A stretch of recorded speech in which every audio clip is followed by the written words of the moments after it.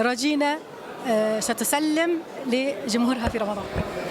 أقول لهم كل سنة وأنتم طيبين، ورمضان يا رب شهر الخير والكرم والمحبة علينا يا رب، وإن شاء الله أيام كلها تبقى خير. وما يحلى رمضان غير بالدراما الرمضانية والمسلسلات الحلوة واللمة. سباقات الأعمال في شهر رمضان، من يقيم الأعمال هذه اللي تنعرض؟ من يقيم ويقدم؟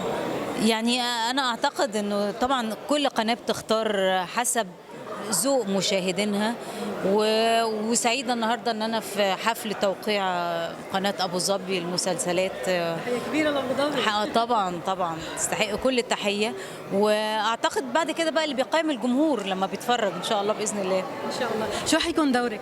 ناس ناطرين. دوري صعب قوي، صعب قوي قوي. لا هي ست ب100 راجل، هو ده اللي انا احب اقوله عنها. يعني ست تعرف تاخد حقها. طبعا طبعا ست مصريه تعرف تاخد حقها من الدنيا. جمهورك في الخليج والوطن العربي، متى روجينا تقول مثلا انا اليوم راح اوقف؟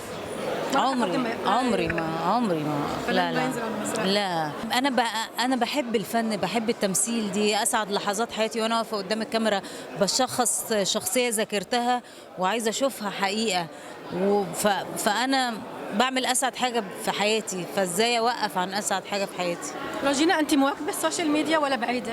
لا قريبه طبعا. بتطلعي دايما طبعا. طب التعليقات السلبيه كيف لا ما ببصلهاش الحقيقه، لانه انا الحمد لله التعليقات الايجابيه بالنسبه لي اكتر، واي حد سلبي بروح مدلته على طول. تعملي ترند؟ ترند جديد بتسويه؟ لا. ما أيوة. لا لا